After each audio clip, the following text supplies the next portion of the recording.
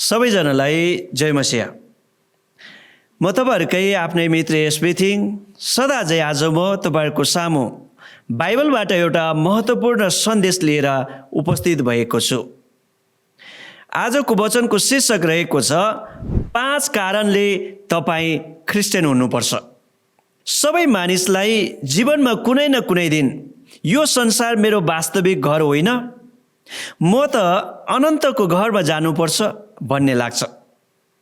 त्यसैले प्रायःजसो सबैले मुक्ति खोजिरहेका हुन्छन् र स्वर्ग जान खोजिरहेका हुन्छन्।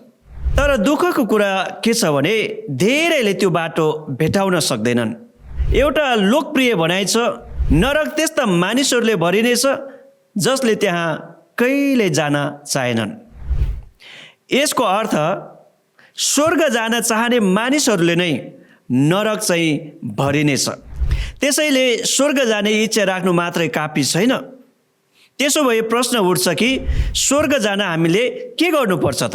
धेरै मानिसले येशूलाई स्वीकार गर्दैनन् र इसाई हुँदैनन्, किनभने तिनीहरूलाई इसाई हुनुपर्ने सही कारण कहिल्यै देखाइएको हुँदैन। अझ दुःखलाग्दो कुरा त यो हो कि धेरै इसाईहरू आफै पनि गलत कारणले परमेश्वरको आराधना गरिरहेका हुन्छन्। तपाईँ किन चचाउनुहुन्छ? के नरकको दण्डको डरले, वा स्वर्गको परम आनन्दको आशाले, अथवा परमेश्वरको असीमित प्रेम र उहाँको अनुग्रहको कारणले?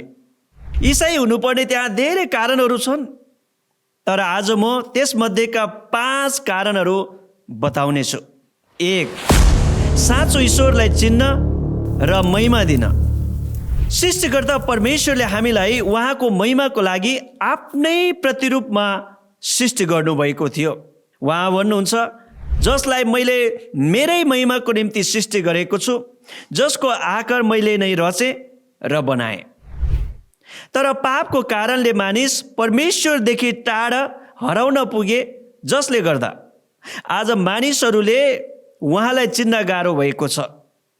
जबसम्म मानिसले आफ्नो सृष्टिकर्तालाई चिन्दैनन्, उहाँलाई महिमा पनि दिन सक्दैनन्, किनभने सबैले पाप गरेका छन् र परमेश्वरको महिमासम्म पुग्नबाट चुकेका छन्।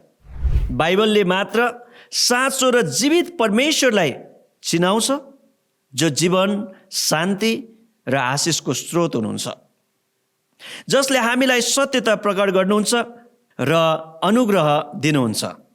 2. स्वर्ग जान र परमेश्वरलाई भेट्न।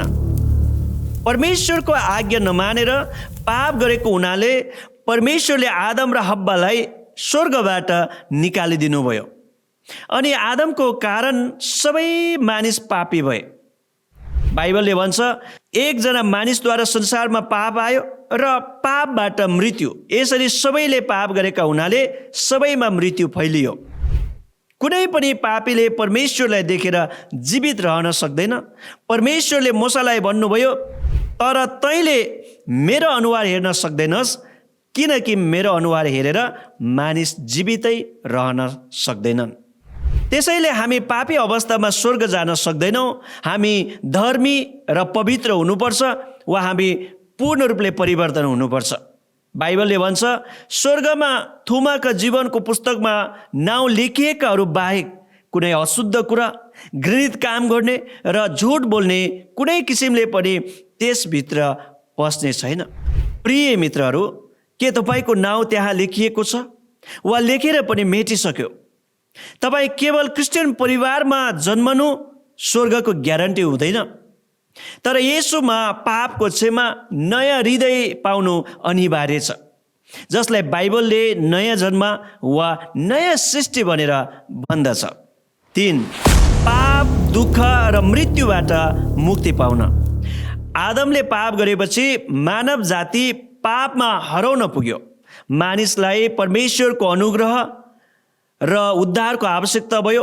अनुग्रह भनेको अयोग्य पापीहरूप्रति परमेश्वरको निस्वार्थ प्रेम हो। यो केवल पापीलाई मात्र चाहिन्छ। परमेश्वरले मानव जातिलाई यति प्रेम गर्नुहुन्छ कि हामीलाई बचाउन उहाँले आफ्नो एक मात्र पुत्र दिनुभयो, ताकि उहाँमाथि विश्वास गर्ने कोही नाश नहोस् तर त्यसले अनन्त जीवन पाओस्। बाइबलले भन्छ येशूको रगतले मात्र हामीलाई सबै पापबाट शुद्ध पार्छ। त्यसकारण येशू हाम्रो पापको निम्ति क्रुसमा बलिदान हुनुभयो। येशू भन्नुहुन्छ बाटो, सत्य र जीवन म नै हुँ। मद्वारा बाहेक कोही पनि पिता कहाँ आउन सक्दैन। मानिसले पाप र मृत्युबाट उद्धार पाउन केवल येशू मात्र एउटै विकल्प हुनुहुन्छ। प्रेरित 20 अध्यायको 28 पद अनुसार मण्डली येशूको रगतले किनिएको छ। यदि तपाईँ ख्रिस्टको रगतले खरिद गरिएको छैन भने तपाईँ हराइरहनु भएको छ, किनभने उद्धार ख्रिस्टमा मात्र छ, ख्रिस्ट बाहिर कतै छैन। 4. जीवन अनिश्चित छ। धेरैले भोलि भोलि भनेर उद्धार पाउने काम ढिलो गरिरहेको हुन्छ। अहिले मेरो धर्म कर्म गर्ने उमेर होइन, अहिले त कमाउने र रमाउने समय हो भन्दै बुढेसकाल नभएसम्म अथवा जीवनमा ठुलो रोग आपद विपद नभएसम्म भोलि भोलि भनेर बसेको हुन्छ। तर बाइबलले भन्छ हाम्रो जीवन त तुवालो जस्तै मात्र हो, आज छ भोलि छैन। याकुब 4 अध्यायको 13 र 14 पदले भन्छ आज वा भोलि फलानो सहरमा जाउँला, त्यहाँ 1 वर्ष बिताउँला र व्यापार गरेर नाफा कमाउँला भन्नेहरू अब सुन, भोलि के हुने हो तिमीहरू जान्दैनौ। तिम्रो जिन्दगी के छ? तिमीहरू त तुवालो हौ जो केही बेरको निम्ति देखा पर्छ अनि हराइहाल्छ। त्यसैले तपाईँले आजै येशूलाई ग्रहण गर्नुहोस् र ख्रिस्टमा आफ्नो पाप र यसको दण्डबाट स्वतन्त्र भएर शान्तिपूर्ण जीवनमा रमाउनुहोस्। बाइबलले भन्छ हेर ग्रहण योग्य समय अहिले हो, मुक्तिको दिन अहिले हो। येशू तपाईँलाई आज यसरी बोलाइरहनु भएको छ, हे सबै थाकेका र बोझले दबिएका हो, म कहाँ आऊ, म तिमीहरूलाई विश्राम दिनेछु। परमेश्वर भन्नुहुन्छ अब आओ हामी सँगसँगै बसेर आफ्नो कुराको छलफल गरौँ। तिमीहरूका पापहरू सिन्दुरे रङका भए तापनि ती हिउँ जस्तै सेता हुनेछन्, गाढा राता रङका भए तापनि ती ऊन जस्तै हुनेछन्। प्रिय मित्रहरू, परमेश्वरको यो बोलावटलाई आजै स्वीकार गर्नुहोस् र उहाँको पुत्र येशूलाई आफ्नो मुक्तिदाताको रूपमा ग्रहण गर्नुहोस्, किनभने हाम्रो जीवनको भरोसा छैन र परमेश्वरको बोलावटलाई ढिलो नगरी आजै हामीले स्वीकार गर्नुपर्छ। 5. परमेश्वरको न्यायबाट बस्न। बाइबलले गम्भीरता साथ यसरी परमेश्वरको न्यायको घोषणा गर्छ, जसरी मानिसको निम्ति एक पटक मर्नु निश्चित छ र त्यसपछि इन्साफ। जब प्रभु येशू आफ्ना शक्तिशाली स्वर्गदूतहरूसँग बल्दो आगोमा स्वर्गबाट प्रकट हुनुहुनेछ, परमेश्वरलाई नचिन्नेहरूलाई र हाम्रा प्रभु येशूको सुसमाचार नमान्नेहरूलाई उहाँले दण्ड दिनुहुनेछ। तिनीहरूले अनन्त विनाशको दण्ड तथा प्रभुको उपस्थिति र उहाँको शक्तिको महिमाबाट अलग हुने दण्ड भोग्नेछन्।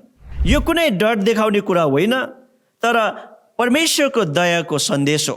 हाम्रो निम्ति प्रेमपूर्ण अन्तिम चेतावनी हो, किनभने हामी कोही पनि परमेश्वरको न्यायबाट उम्कन सक्दैनौँ। त्यसैले प्रिय मित्रहरू, आज नै येशूलाई विश्वास गरे आफ्नो पापको क्षमा पाउनु नै हाम्रो निम्ति एकमात्र विकल्प हो र तपाईँले आजै येशूलाई ग्रहण गर्नुहोस् र परमेश्वरबाट उद्धार र मुक्ति प्राप्त गर्नुहोस्।